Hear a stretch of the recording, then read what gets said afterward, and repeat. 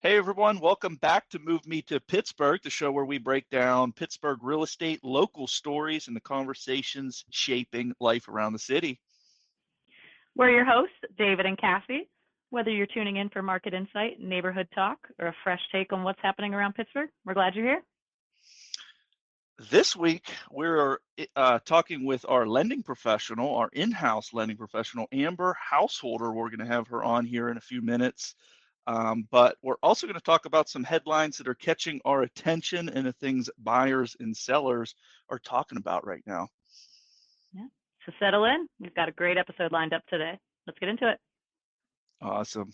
So I'm super excited. Cassie just got out of a closing and bam, right on the microphone. Yeah. Congratulations to my buyers on their brand new first home. Oh, that's super exciting. Where did they buy? Swissvale. Swissvale. Nice. Yeah. That's one neighborhood we have not jumped into and talked about yet. We have not. Although you were in a coffee shop there the other day, didn't you tell me you were? Oh, I was. Yeah. Like that Parisi Cafe and Italian Market or something, I believe it was called. It was really good. Yeah, cool. I still have not tried that out. If you go to Cassie's Instagram, I believe she posted a photo of it. I did. Cool. So we are a little bit behind schedule. So let's get our guest in here. Absolutely. All right. Hi, Amber. Hi, everybody. Yeah, Amber. Thanks for joining us today. Awesome. Sunshiny in the office. Yeah. Coming to us from the office. Awesome. Well, Amber, can you tell us a little bit about yourself?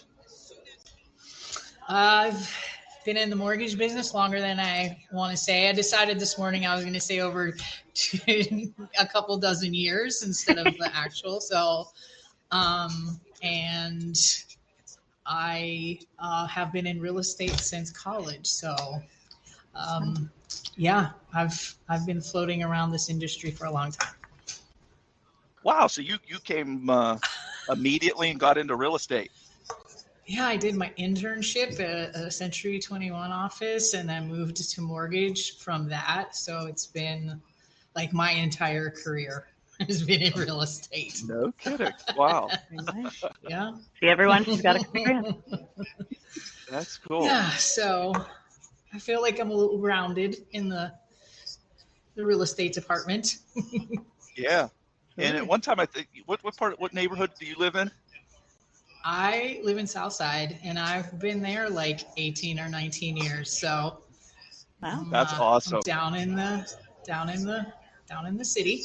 Yeah, are you in the flats down there? Mm-hmm. I am. Oh, that's cool.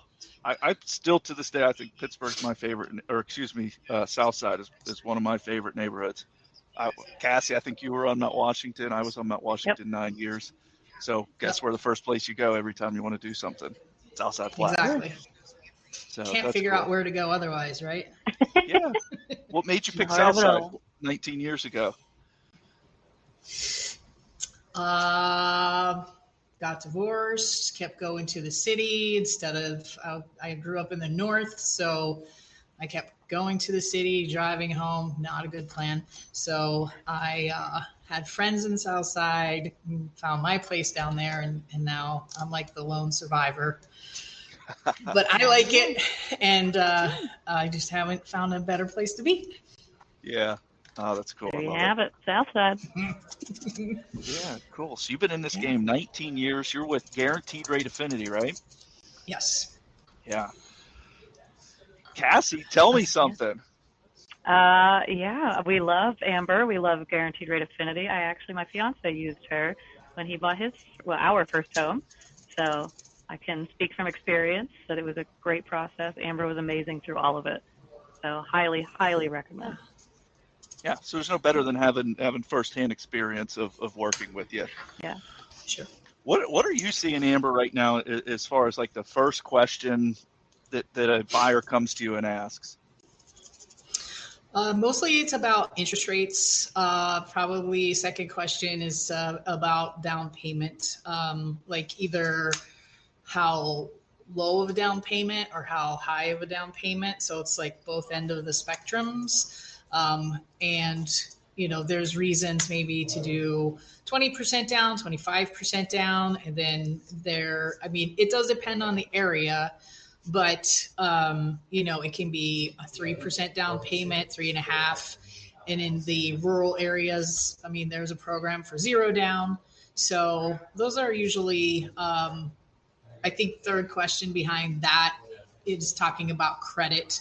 If they have really excellent credit, or maybe they have credit bumps, they just want to know how that's going to affect them and what it means in this process. So we kind of talk through those things when we're working on pre-approval, but those seem to be the top 3 questions. Yeah, rates are number one. That's the first thing that we get hit with. Do you think people are nervous about reaching out to a lender? I think they have concerns when they first talk to someone. Sometimes it's around pulling credit. So whether someone's doing a hard pull or soft pull, I think over the last 12 months, maybe a little longer, we've been able to do soft pulls, so we can do the pre-approval without hitting on their credit, which makes people comfortable. And yes, they're scared sometimes. They don't want to know the answer. It's like going to the doctor when you think you're sick. If they think they have, a bump, then, just it's kind of scary. But if we can know, what their concerns are, I can kind of lead them like, this is how we get over it and move forward. Maybe it takes some time, or, this is like a really difficult hurdle and you're going to have to do this, that, and the other thing. So try to, just move them forward, but sometimes they just don't know what's going on, how bad it is. And mostly it's definitely easy things to overcome. Yeah. What I see as far as it being a little bit intimidating to reach out and show your entire financials. It's something you guys you kind of have to, which is why we wanted to bring you on to like it. Most people, I don't know if they picture like a suit and a tie, somebody sitting there and they're just like counting cash in a bank. Like we're humans, right? You guys, you're right. Human. You're gonna ask them their situation before just immediately. Okay, you're no good. We're just going to toss you to the curb if you don't hit the exact debt to income, or you don't have the exact credit. Look, they're going to have a conversation with you and hear your story before just immediately approving you or denying you. So that's one of the biggest things is getting the whole story.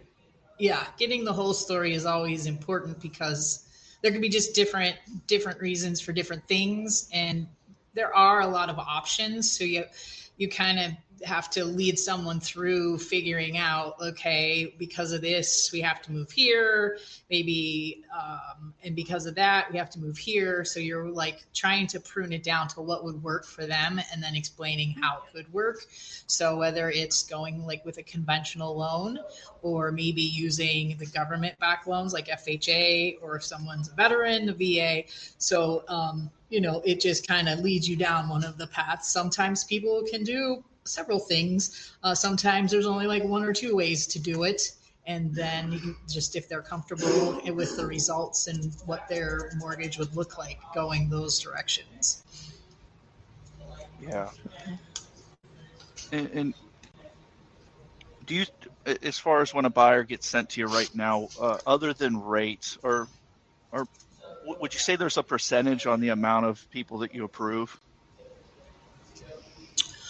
Yeah, I think it's a pretty high percentage. I would say, probably 8 out of 10 people I approve. 80%, yeah. But the two other people, I put them in my calendar. We make a plan of how to make them, part of, getting the approval if it's possible and they want to do it. So sometimes I probably have a big group of people now where we're, looking at their credit scores at the beginning of every month, seeing if they've improved and trying to put them, into a program. Yeah. So staying in contact and working with them, like not just dropping them because they might not approve right now. No. Yeah, because they'll be, maybe they're the future 2026 person who's going to buy a home, but we need them to improve their credit score open new credit. Sometimes people don't have any credit open, which some people think is good, and it's a choice. When you're doing mortgage financing, it's not so great sometimes because it doesn't give you a score if you don't use credit. And when you want mortgage financing, they want to know you can pay your bill, whether it's a credit card or a mortgage or a car. So sometimes it's stuff like that. Or some people are new, like just leaving college, and they maybe haven't had a lot of credit.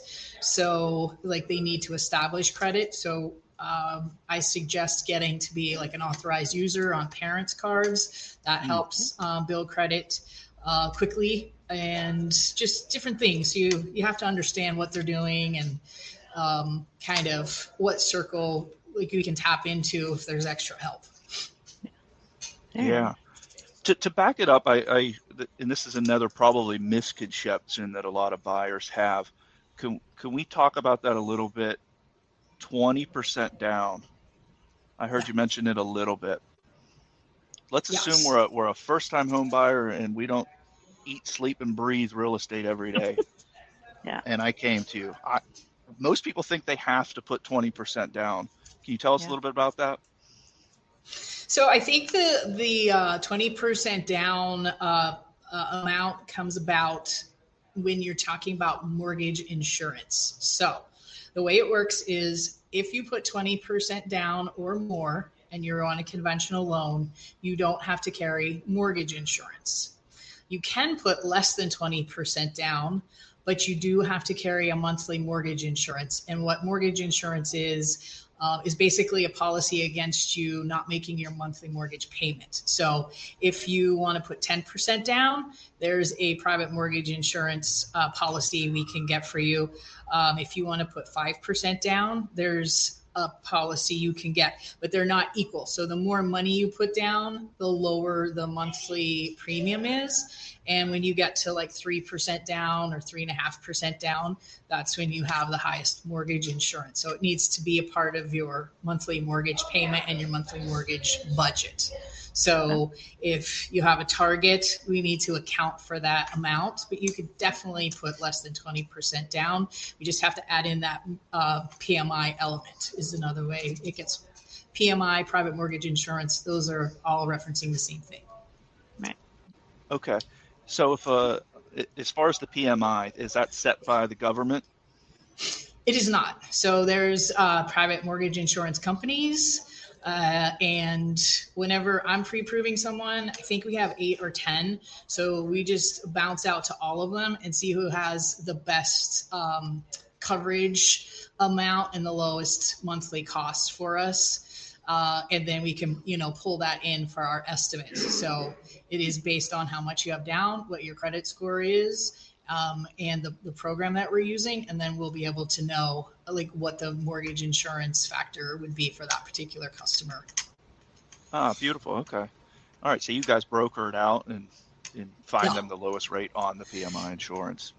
Yeah, like I think you probably heard of like MGIC or Essent or National, like those are some of our mortgage insurance companies. So then when, just to take it one step further, so working on the pre-approval, I'll work on the cost sheet and the numbers so the customers can see like at this price point, here's what your monthly payment would be with estimated homeowners insurance, your private mortgage insurance, estimated taxes for the area that you're interested in, and then principal and interest. So we're kind of giving them that full payment picture, which when they find a house that they want to make an offer on, I always ask, send me the address. I'll give you a more drilled in monthly payment. Yeah. With like the actual taxes, because sometimes those can fluctuate a lot. Right. Okay. So as far as we talked, if you don't put at least 20% down, you will have that extra insurance policy in place. What is the lowest that a buyer could go with a down payment right now? So, in rural areas, I know like that might not be our target areas all the time, but rural areas, it can be 0 down.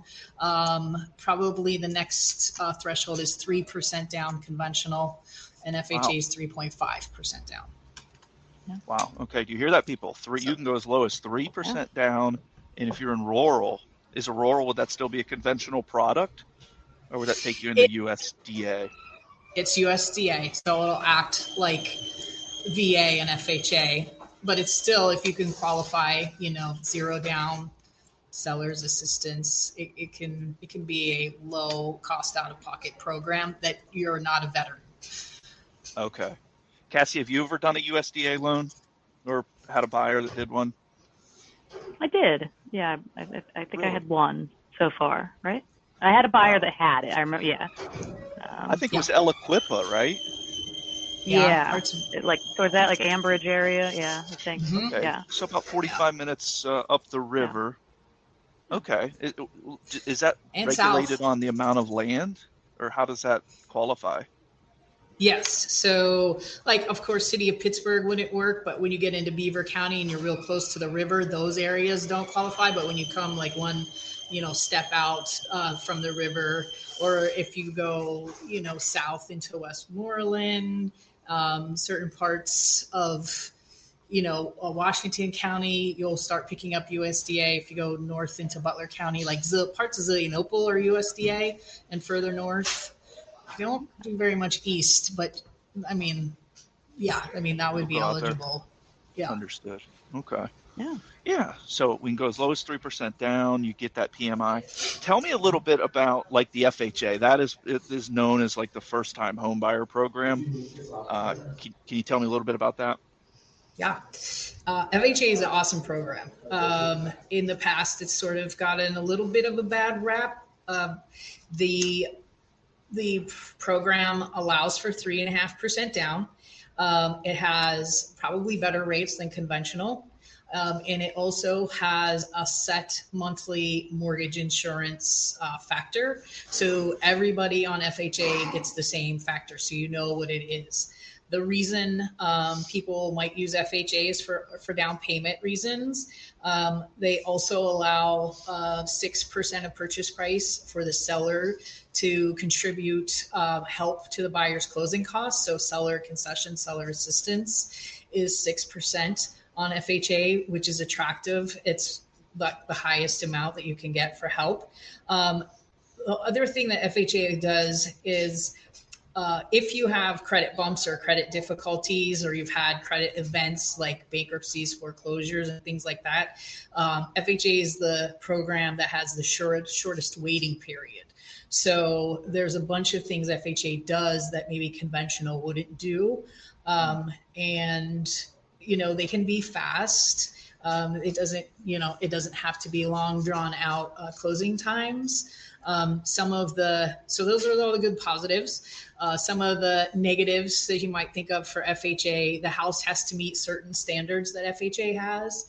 So we rely on the appraiser to go out. So you have to be a certified FHA appraiser, and they go out to look at all the standards of the house. So when they're doing the value, they're also looking at all the things in the property. So some of the main things that get chosen to be corrected for FHA are lead-based paint hazards. So if the property could have lead-based paint, it would be, needed to be fixed. And you fix lead-based paint by scraping off the paint and repainting it. The chip is actually the hazard, so you have to make sure the chips are picked up. The GFI outlets in the kitchens and the bathrooms, and I've had a couple recently where they make it by the washing machine. So if the property doesn't have GFI outlets, or it has an old electrical, you might have to get those upgraded. And the other main thing that I find, especially on the deals I work with, are stairs. More than 3 stairs in a row needs to have a handrail. So that could be attic stairs, basement stairs. It could be outside stairs. So those are the top 3 things that come in for FHA repairs. So sometimes that is viewed as not a positive, because those things would have to be repaired or fixed or installed. And then we have to send the appraiser back out before you can close. So for the most part, you can't escrow for those things. You can't say, I'll do them after closing. You kind of have to have a meeting of the minds before closing. It needs done. And then we have to check and make sure it's done. The only other kind of prickly thing about FHA is with the mortgage insurance, if you're set up with a 3.5% down, you do carry the mortgage insurance throughout the life of the loan. So that's different for the conventional loan, where if you hit your 20% equity on conventional, the MI goes away. For conventional, it hangs around. But I could show you, we could do payment schedules. If you're doing 3 or 5% down conventional and you're doing 3.5% down FHA, if you go like 5 years and 10 years into the future, you're almost in an equal spot. So if the house is someplace that's going to be your timetable for living in it, FHA isn't going to hurt you. You're going to be in, the same, almost same financial boat. So I still think it's a really good option. I have a lot of buyers that I think one of the biggest, when they hear about the different types of loans, they ask, what's the best way to determine which one I should go for? Like, how do you help them choose what's best? Sort of.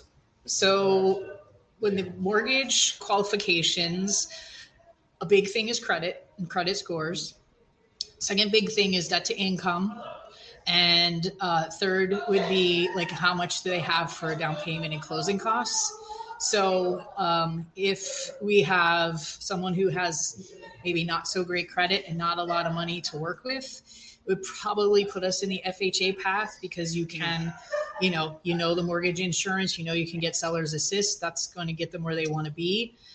If we have some financial options and good credit, we can show them both programs and they can choose which one they think would be best for them. Mm-hmm. Sometimes it takes till you find the house, maybe, right. They want to use FHA. They find a house that won't even have an FHA repair. It's perfect. We go that route because the interest rate's better or something like that. So you kind of have to show them several options. And then once you find the house, you can maybe say which option might need to be replaced, or this one's better than that one because right. of something. Yeah. Yeah. And most municipalities right now are doing occupancy permits that the seller has to take care of, unless you're buying an as-is home. Most of the time, those exact inspections are what an FHA appraiser is going to be flagging. So I think a lot of people get very nervous about having that extra inspection done, and it's just not as vigorous as what some people might believe. Exactly. Yeah, I heard you mention a little bit, and this is one of the biggest things that I think about with the FHA is that PMI is on there for the life of the loan.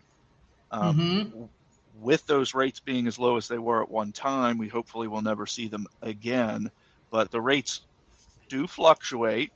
And the other thing people I don't believe think about is the appreciation. We're going to start seeing a lot more of it, I believe personally at least.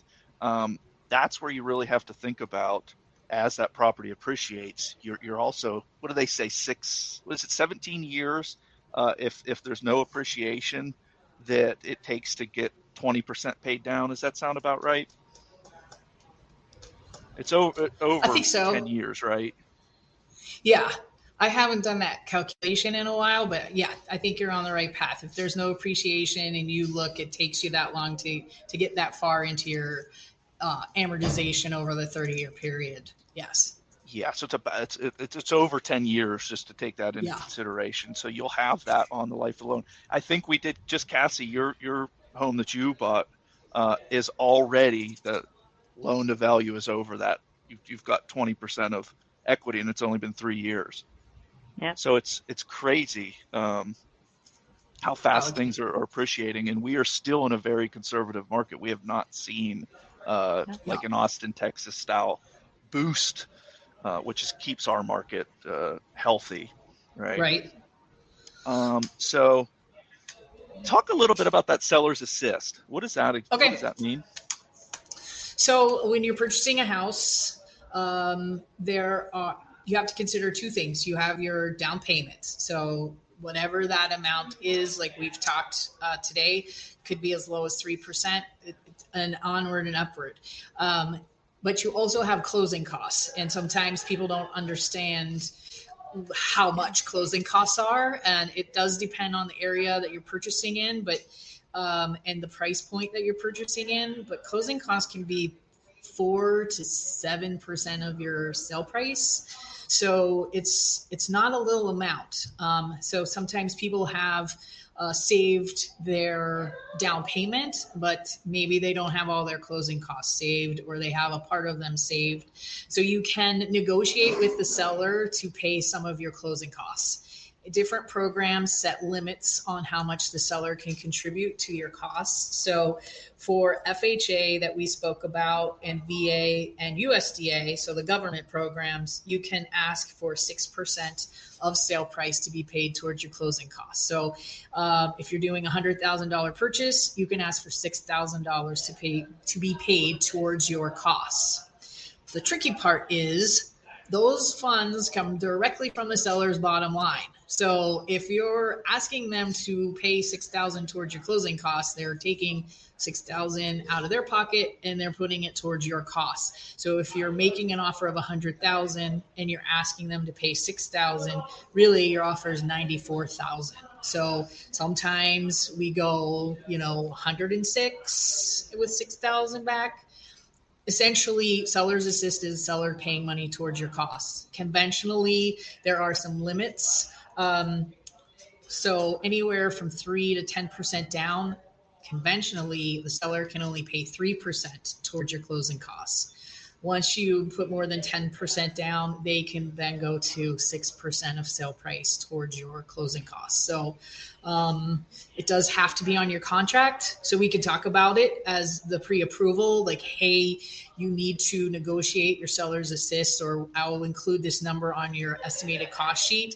But it would come down to, like, if they're working with you, David, and you're making an offer, it needs to be on their contract. The seller has to accept it for it to be money that comes to them. Mm-hmm. But it completely just offsets what their closing costs are. It's a direct, like, their closing costs are $10,000, they get $6,000 seller's assist, then they have $4,000 left and their down payment, and that's what the cash needed to close would be. Yeah. And on the, for sellers that are possibly listening to this, the key thing there was that they can go above and then ask for that seller's assist. You just have to focus on what your net amount is. Doesn't matter how much assist they're getting, as long as your net remains the same. So if they go up minus the 6, you're still netting that 100,000. Yes. And it is very common. Do you see it in the past year here? Let's say last 6 months. Are you seeing more seller's assist and more creative styles? Always. Of finance? Yes. It's becoming way more popular again. I'd say half the contracts come in with seller's assist. Sorry. Yeah, over 50%. I would say it's, Cassie, did you have seller's assist on yours today? Yes, we did. Yes, right? So don't be afraid to ask it. That is the key there. You're getting it. It's less amount that you have to come to closing. Because Amber, if you would ask for a reduction in price, do you think that would be a better decision, to ask for a reduction or ask for seller's assist? It depends. It depends on what the goal is. If you're trying to make their cash out of pocket lower, you want the seller's assist, because if they lower the sell price, yes, they're paying less for the house, but in their estimated cost sheet, it only changes it like a couple $100s. So if they're getting $6,000, or they're just lowering what their closing costs are, most buyers will want the seller assistance, or that's what's impacting them at closing the most. So that's the direction they want to go. You can do both, or you can do one or the other, but usually it's the seller assist that they want to lower their cash at close. Yeah, I love that. I love the creative things that can go on behind the scenes. Can you give us an example of a recent client that you worked with that you did something creative to secure the deal? Sure. So there's, I think of two things. The first is unconventional financing, with someone getting seller's assistance. They were putting the 3% down, but they really just needed a little more help. So they negotiated with the seller to pay all the transfer taxes on the transaction.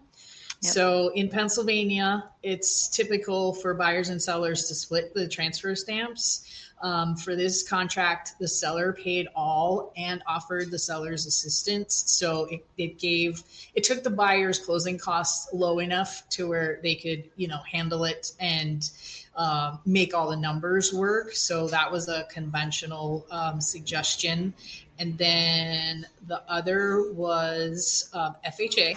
And we did have 6% sellers assist, but it was in the city of Pittsburgh. So we utilized a city of Pittsburgh grant program and had them apply and get the grant. So they got $7,500 towards their closing costs and down payment. So that's not possible in every area, but if you're in the city of Pittsburgh schools, then you could probably, it does depend on income, but if someone qualifies, it's an awesome program to pull in and utilize. Yeah. I've used that for multiple buyers. Yeah. And do you remember what the name of that program was called? It's the URA Down Payment Closing Cost Assistance Program. Wow, so, beautiful. Okay. Yep. They have a couple levels. They have a $5,000 level and $7,500, but it's based on like what your income is versus the AMI in Pittsburgh.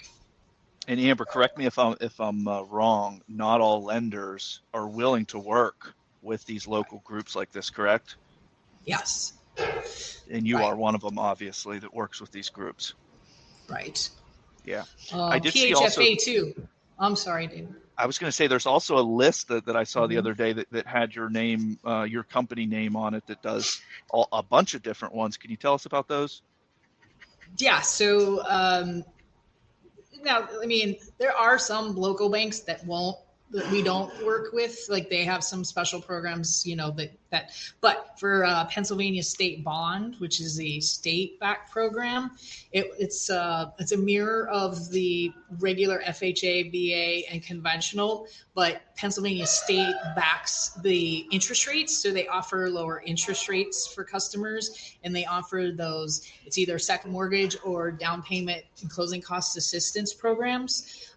So if you can qualify for PHFA, it's an awesome, way to go because the interest rates are lower, and there are seconds or grants to have, but there are income and credit limits. So sometimes if you're in the income bracket and your credit's not high enough, so if someone fits the building blocks for it, then immediately go there because the interest rates are attractive for the PHFA. So, and we have a handful of national programs that work the same way. PHFA is probably the most attractive rate wise, and then we can ripple out to the others if needed. Okay. There was one that was also like a K-Fit. Is that one of the ones that you mentioned? K-Fit marries with one of the PHFA first, so it's a second. So you do a first and a second. The second's called K-Fit, and so you do have the income limits based on family size and the credit scores. Okay. For the K-Fit. Are typically those extra programs, the PHFA, the K-Fit, the one you mentioned with the Urban Redevelopment Authority, are those pretty much for first-time home buyers only? Yes. Yeah. Okay. Yeah. So the if you URA are a first-time doesn't. home Yeah, URA doesn't have to be first-time home buyer, but PHFA does. Absolutely has to be. Okay. Got it. Yeah. And why do you think, Amber, that most that some of these big national lenders won't work with those groups?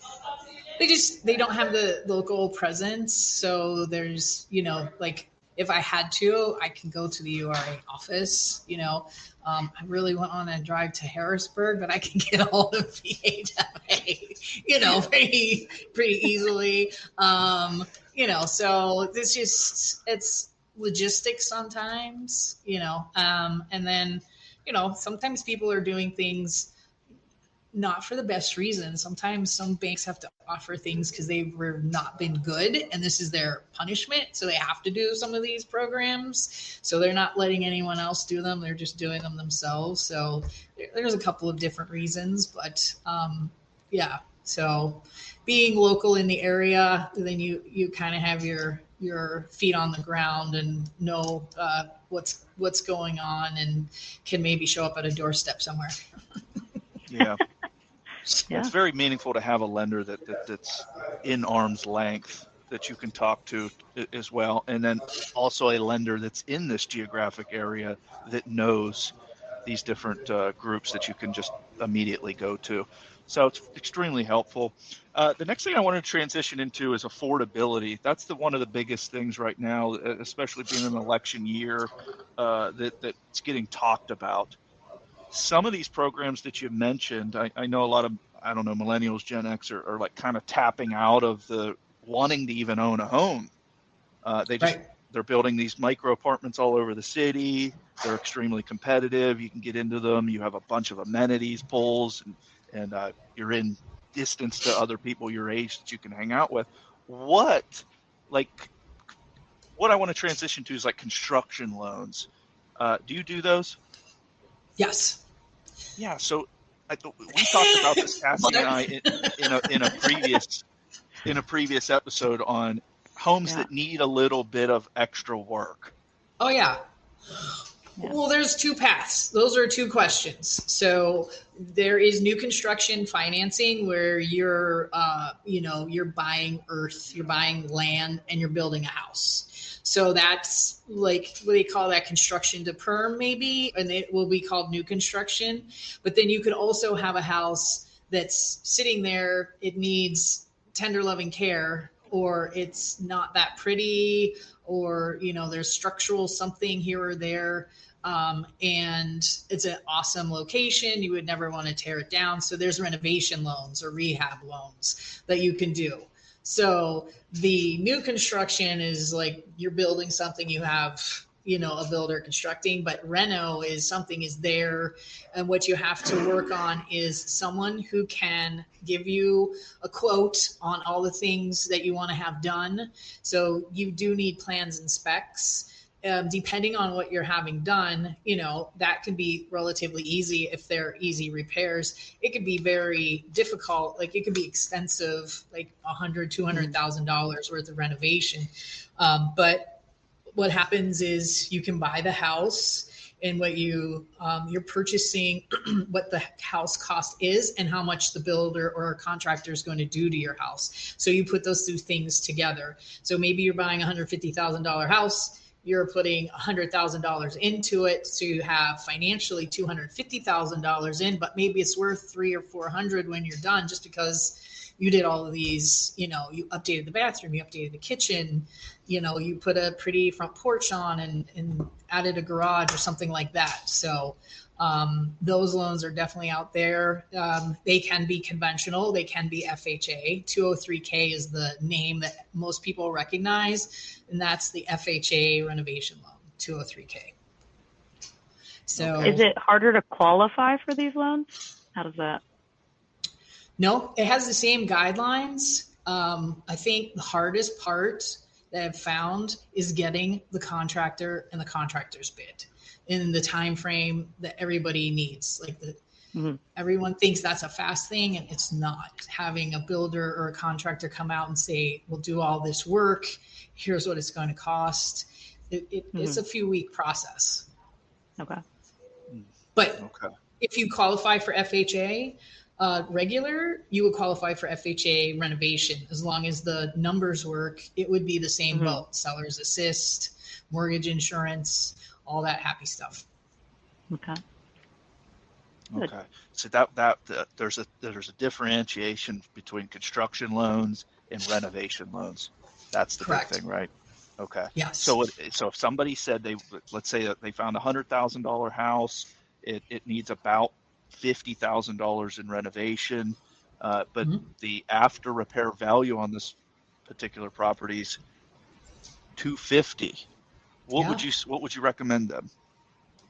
Renovation, definitely. We would, work on, like, my question would be, can you get a contractor to the house to, ensure that 50,000 is going to take care of what you need it to take care of?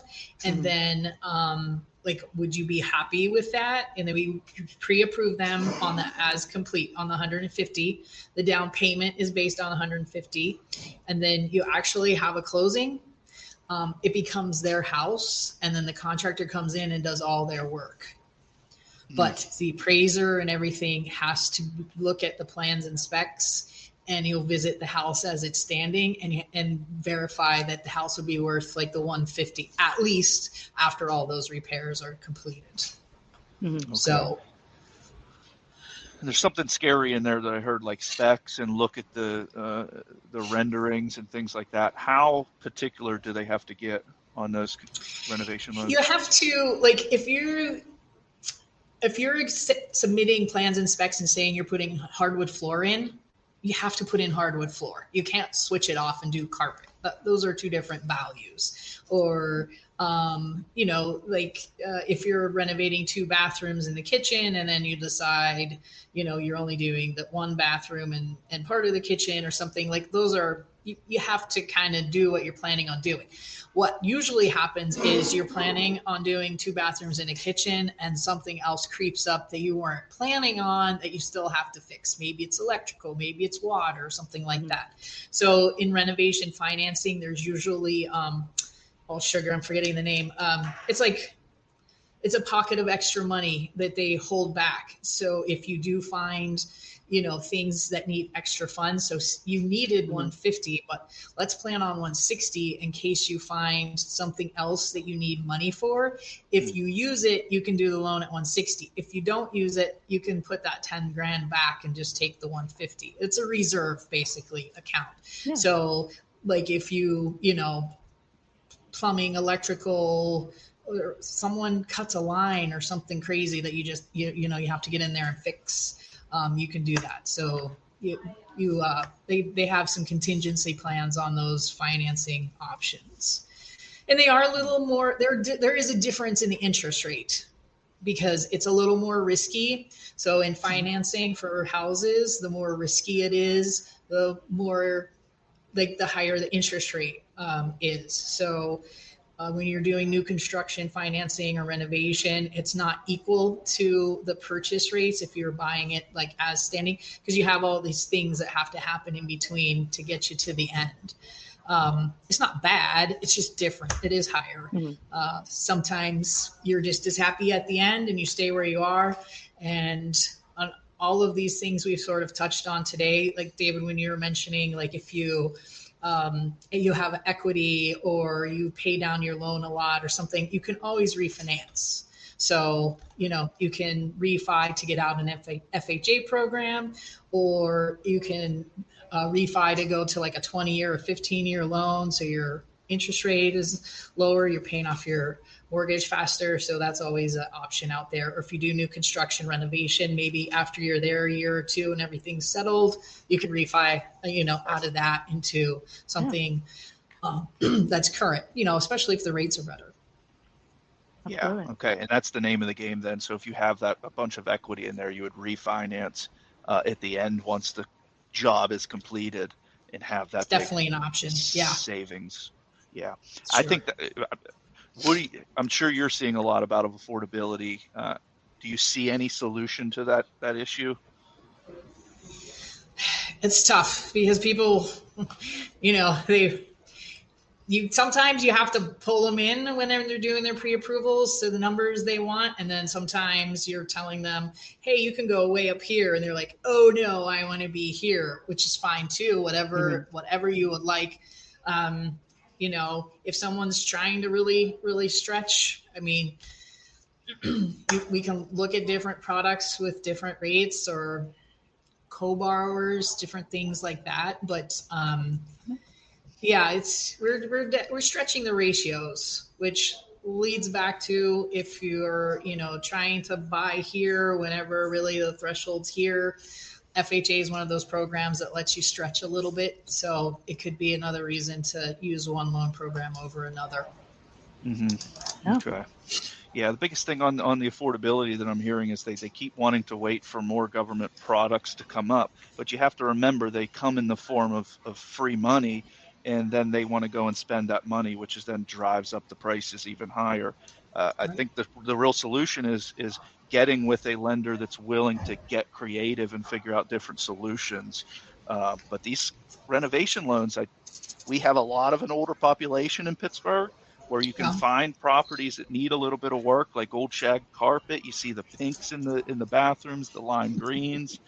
We Amber's company can lend that money to you. You can get it fixed to what your living standards are, and the profit is there at the end of the deal, and you got a house for much less than what it would have been turnkey. Right. Yeah. Really? Yeah. Cassie, Sure. do you have anything on that? No, I mean, I think one of the biggest things that I always hear, because I do work with a lot of first-time home buyers, is they are just so, it's just things that they hear. So it could always just be like, I might not qualify. So now what? So I think like one of the biggest takeaways from today that I want people to understand is that there are so many different options out there. There's a lot of help that you can get, and it's not, don't give up. Amber, especially, if you're going to work with Amber, she's going to be there for you. We're going to be there for you. Like, there's a lot of options out there. So don't let it scare you out of your search. Right. Yeah. I want to do just a final quick couple questions here, like a 60-second answer on it. Okay. Okay. It can be like a rapid fire. Would you buy now or wait? Buy now. Biggest myth about the 20% down? You don't have to put 20% down. There's from 3% to 19%. There's that many options for mortgage insurance in between. Mm-hmm. So how about FHA versus conventional? Who should use this FHA? FHA, great program. It can be speedy, and you shouldn't shy away from it. It's depending on your financial picture, we can compare it against conventional, see if you can qualify for both, and then kind of drill down as to which one's going to help you the most, depending on down payment and closing costs and those things. Okay. Will rates drop this year? Rates are slated to hold technically. So we're going to see a little bit of a window, but they're not going to the fours. We'll probably see them in the upper fives, and some programs are in the upper fives right now. But the forecasting is this is where they're going to remain. Like we're right around 6, just under. Mm-hmm. If you choose different products, I know we didn't really launch into fixed versus adjustable, but maybe some adjustable rates are lower. But I'm talking about fixed rates. Okay. Are you? Since you brought it up, adjustable rate mortgages, are they smart or risky? Depends how long you're planning on being in the house. So I had an adjustable rate that was like a 5-year fixed, and I kept that loan for 13 years because after my 5th year and it was adjusting, it was going down. So my rate was lower than it was where I began. So I kept it. Okay. So it just depends. They have usually a part where they're fixed. So if you think you're going to be somewhere for 5 years or 7 years, you're going to get a lower interest rate. It's a good option to think about. Yeah. Great. What's the biggest mistake that you think buyers make? Listening to everyone around them sometimes. Yeah.